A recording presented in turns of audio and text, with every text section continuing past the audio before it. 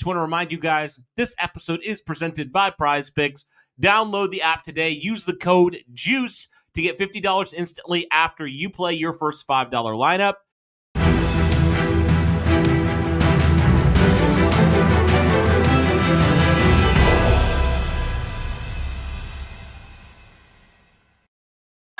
All right, we are back. What is going on, Colts Nation? Welcome back to another episode of Bring the Juice. Of course, your guys, Cody and Derek, back with another one, guys. Hey, guys, so we are still a little bit over a month away from free agency, all that stuff that's going to happen here, coming up very quickly, which is crazy, Derek. But we're going to talk about today. This is kind of a video we do every year around this time. And it's going to be an interesting one because there's been some interesting comments from what Chris Ballard said back at his end of the year press conference. But this idea of, Derek, will the Indianapolis Colts actually use free agency this year? Are they actually going to be active in free agency? Because last year, obviously, we know what the Colts did not do at all in free agency. All they did was re-sign all their own guys, and then they re-signed a backup defensive tackle who ended up not really doing a whole lot, and then a 40-year-old Joe Flacco. And that was it. That's all they did in free agency. And we've seen them dive into free agency before, Derek, and we've seen them sit out of free agency, right? It's kind of ironic. I was just thinking about this. Every year they've chosen to sit out of free agency, it's kind of blown up in their face when it's happened. You think 2022 and this last season? So Chris Ballard pretty much admitted this, Derek, at the end of his year press conference about the idea of identifying and closing the deal on free agents, talking about how the Colts can be better in that department. And obviously, Derek, we know talk is cheap. We've heard Chris Ballard say, stuff before only to, continue to do his own thing. So that remains to be seen. But when it comes to the free agency path here for the Indianapolis Colts, Derek, we heard Chris Ballard talking about the idea of adding some depth, adding some more fresh blood outside the building, some guys that can come in and really compete and add more competition to this roster. So when you look at this for you, how do you envision and what do you believe the Colts need to do here upcoming here in March when it comes to free agency to avoid us sitting here in a year from now having this same conversation once again?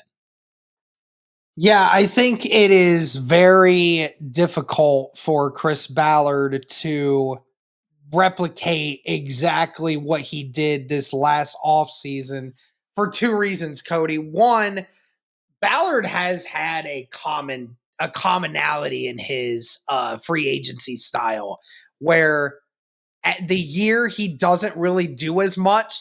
The next season, he typically tends to do a lot more. Usually has been that. This season, he didn't do as much. Last offseason was actually doing a little bit. And then in 2021, there wasn't much. 2020, he did a lot. 2019, he did a little bit more, but than usual on an off year. But in 2018, he did a good amount. So, I think that there's a common trend here with that. And secondly, is, as you mentioned, he said that I did it wrong and I was wrong in how I approached it. And he knows, like, the disdain of the Colts fan base is, like, at an all-time high. Like, this Colts fan base has not been this livid over a team, over the state of the organization in probably at least 30 years.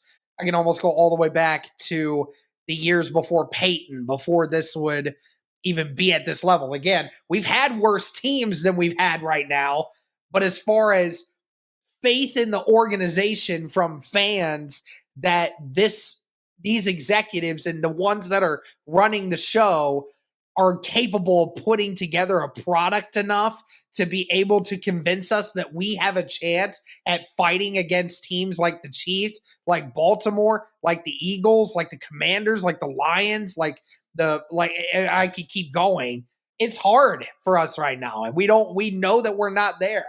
And you have to be willing to do what is necessary to make this team better. And it's not just about building through the draft. It is about bringing the free agents that are in and making trades that are necessary to make this team better. I mentioned to you, we were talking about this off air, like the bad teams, they will either draft insane and no free agents, which is what the Colts practically are doing at this point, or they'll go all free agents and virtually nothing in the draft. That's what a team like the Jaguars has been doing for several years. And the Jaguars have very rarely ever get over the hump. The teams that are really, really good are the teams that build in the draft, but get those few players that set you over the edge, those free agents that provide the key difference. Like when it comes to the Philadelphia Eagles, A.J. Brown, that was a trade that nobody ever expected. Look what the impact that he's had, right? You're talking about Saquon Barkley. Barkley just had one of the greatest seasons that a running back has ever had in the history of the NFL. And saw the numbers too. 8 of the 22 starters for the Philadelphia Eagles were free agents. So the majority of them were still draft picks. But we're not insinuating that Chris Ballard needs to spend every single dollar he has on free agents. It's not what we're asking. But you have to be able to put the time in to be able to do that, or else you're just going to fall into the same pitfalls that you always do. You're just going to be either below average or slightly above average. You can't draft yourself enough good players year in and year out to consistently keep trying to, build through that. You can't say that every single year I'm going to get with that 1 or 2 more good players that are just going to continue to try to get better. And it doesn't work like that. You have to find the right mix to get them to work like that. And just imagining, the last couple of years, how much pressure that puts on the rookies immediately to go out there and be impact players. Like, you see rookies who are impact players, but Derek, there's a lot of rookies that maybe for their first year and maybe even first couple years, they are not like top 5 players at their position. It takes time, right? And sometimes they need guys that can help teach them the ropes a little bit. They need guys who have been there, who have played at high levels, right? And the Colts they don't have that, right? And that's why you saw them when they've gone with their rookies, for every Quentin Nelson, you go and have, throw in I don't even know. There's a lot of guys you could throw in there, but for every all-pro, you have these guys that don't even earn second contracts with the Colts. It happens. I mean, that's not just the Colts thing. It happens everywhere, right? But what do you do when those don't work out, And I actually saw somebody, I don't remember who it was, maybe it was Landon, who said, I don't have a problem, the whole thing with Isaiah Rodgers, for cutting him. He's like, I don't have a reason for why the Colts did it. I have a problem with how the Colts addressed it post cutting him. What did they do? I mean, they drafted a couple of guys in that year's draft, and one of those guys hasn't been able to stay healthy. They doubled down on it this year. They didn't address it in 2024, and that's where we're at right now. And so just that failure to react, obviously, but also just looking forward to your roster, in anticipation for what will inevitably happen with your roster. It's not going to be the same as it was this past year, Derek. There's going to be players who play better than they played the previous season, and there's going to be players who are either injured or play a lot worse than they did the previous season. So to kind of double down and team run it back, we've heard that a lot from the Colts and from people who are now mocking the Colts, team run it back. And you just can't do that. If you want to be successful, you cannot just run it back with the same team, Derek. I mean, this is a sport that you are constantly needing to add new people in there. You need to constantly be adding new impact guys in there. In the draft, like you said, and in free agency as well. You have to be doing that. You have to do both. You can't just do one or the other. It's kind of crazy, Derek, because the last 2 GMs the Colts have been the complete polar opposite. It's kind of wild, actually. One that spent recklessly in free agency, couldn't draft anybody. Mm-hmm. This other guy who prides himself on the draft but will not use free agency. Yeah. It's wild, man. Obviously, there's exceptions to that. Each of them had, the T.Y. Hiltons of the world, or, throw in, I don't even know, for Chris Ballard. There's the DeForest Buckner. You look at where like Chris Ballard, I mean, you had impact players like Darius Leonard. You had guys like you traded for DeForest Buckner. and you get generational offensive linemen like Quentin Nelson. I mean, no doubt that you're right. It came to, we have one GM that was absolutely terrible at drafting. Like, I mean, it was at the point, Cody, where it's just like, it's actually laughable how bad he was. Like when it came to, and it's not even the fact that, the next GM came in and everybody was left. The majority of the guys that he drafted during his own tenure were guys that were out of the league or on other teams before Chris Ballard even got there. Like it was bad. The only difference is Ryan Grigson got lucked out with Andrew Luck. That's basically it. That's the only thing that gave him the saving grace. He had a generational quarterback in there to cover the pitfalls of what Ryan Grigson was. And then, like you said, Chris Ballard, pretty darn good at drafting guys, at least particular guys. But you're right. Free agency, sometimes it just feels like he doesn't even try. Like, I mean, yeah. I know he does try at times, but the incapability of being able to finish the contracts because you say, oh, I have my number. That's the only thing we're going to do is it's going to be my number. You know what? The New York Giants just did that with Saquon Barkley, and look at what Philadelphia is telling them right now. Like, I mean, yeah. Listen, if $1 or $2 million is going to separate you from a really good player, put your freaking ego aside. It really isn't that important. It's just so big.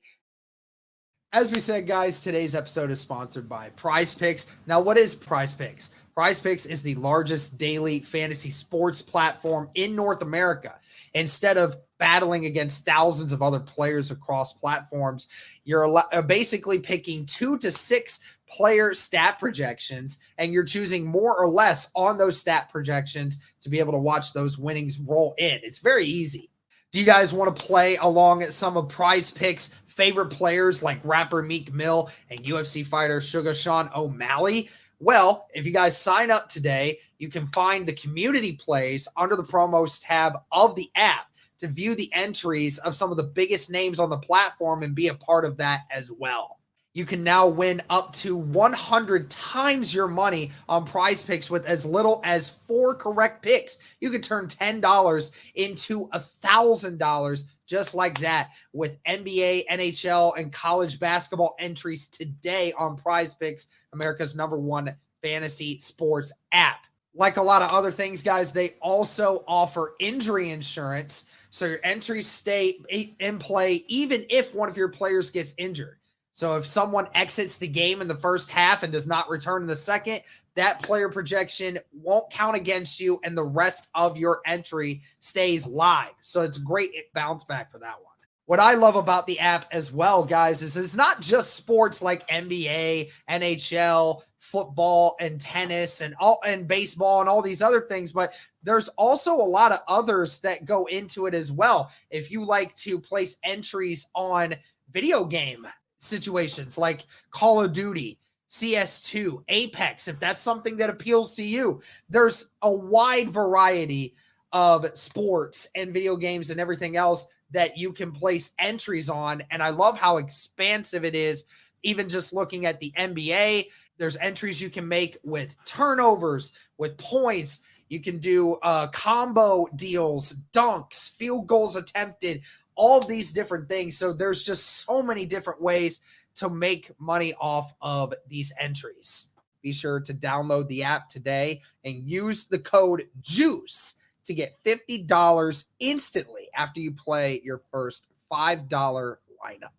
And another reason why I say I do think that he'll be more aggressive in free agency, you have these new coaches coming in now. It's not like this is a team that is fully intact again. Yeah, Shane Steichen and the offensive crew for the most part are back together, but this is a almost brand new defensive staff. Like Charlie Partridge is one of the older ones, and he's only been there for a season. And now you have Lou Anarumo coming in. You have Hewitt coming in. You have, I can't even remember the linebackers coach names at this moment, but you have all these new defensive guys that are, whether they won't say it out loud, but these are not their guys. And I don't think that they're just going to be content with the defensive roster you have right now. We shouldn't be content with the roster that we have right now. Regardless if Lou Anarumo knows how to coach them better, this is still the same defensive roster that went 29th last year in overall defense. So this is still a bad situation that needs a lot of resolve, and it needs a lot of answers on the defense. And one thing we've been consistently talking about is helping the secondary and getting that veteran depth. You have those options this year. Cody, we said it last year.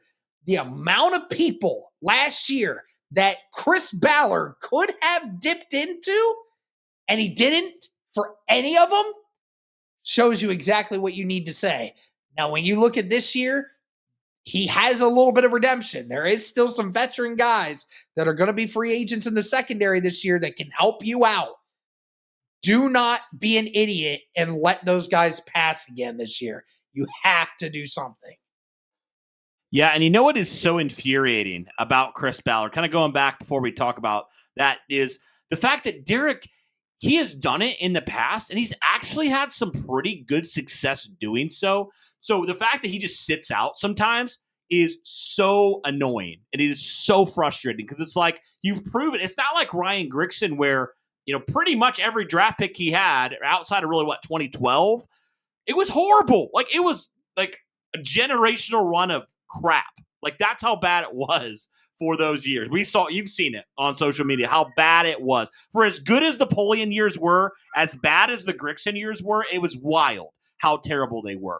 And that's the thing that's so frustrating. Chris Ballard almost approaches free agency like he's Ryan Grigson with the draft. And he's not. So he needs to stop acting like that. He needs to get his head out of his own butt, stop being a freaking egotistical maniac, and actually go and help this team improve. That is what is so frustrating about it. It's not like he has not had a history of getting good free agents. He just chooses to sit out sometime because of his own freaking ego.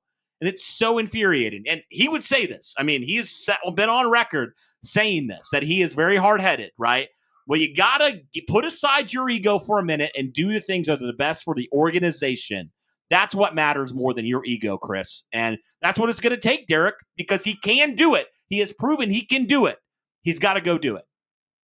Yep, 100%. It's just about finding the right mixture. Again, Indianapolis Colts fans, Chris Ballard, we're begging you.